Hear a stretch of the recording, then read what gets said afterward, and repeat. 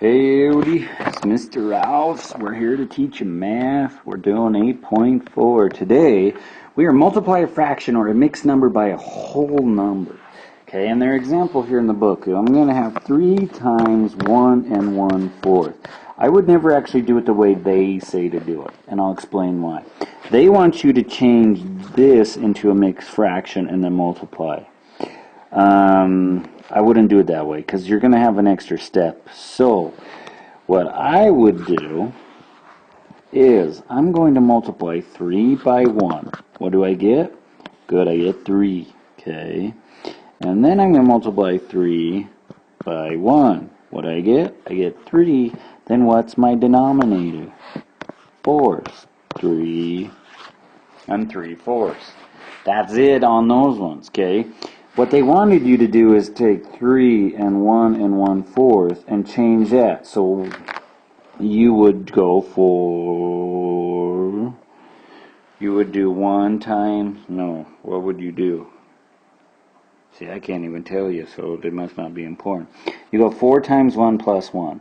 Okay, so 4 times 1 is 4 plus 1 would be 5/4. And then they wanted you to do 3 times 5, which is 15/4. Then you got all the work to change that to look like this. So I would scratch that. However, in this lesson, you still have that work to do. And I'll show you an example. If I have 3 times 3/5. So what do we times here? I'm going to put my 1 under. So 3 times 3 equals 9. 1 times 5 equals 5. Now, in yesterday's assignment, I could leave it like that and be good. Today's, I cannot. I'm going to take 9/5. How do I change 9/5? Remember, I'm going to divide. So 5 goes into 9 how many times without going over? 1. 1 times 5 is 5. And then I subtract and I get 4.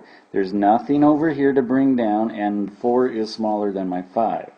So my remainder becomes my numerator, and my divisor over here becomes my denominator. So 1 and 4/5. So you are going to have to do that process on a lot of these. But remember, if it looks like this, 6 times 1 and 1/5, I'm going to times here.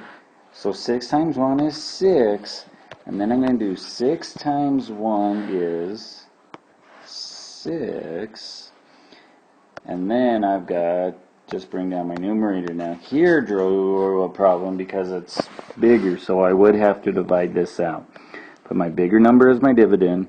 My divisor is my 5. 5 goes into 6 once. 1 times 5 is 5. Got minus, I get 1. Now this becomes my numerator, and 5 becomes my denominator. And then I would have to add that 1 to 6, so I'd have 7 and 1/5. Okay. But just be aware that I would always times out the numerator and stuff first. But on these, so for instance, 8 times 1 and 3/5. I'm going to times 8 times 1, which is 8. 8 times 3, which is 24.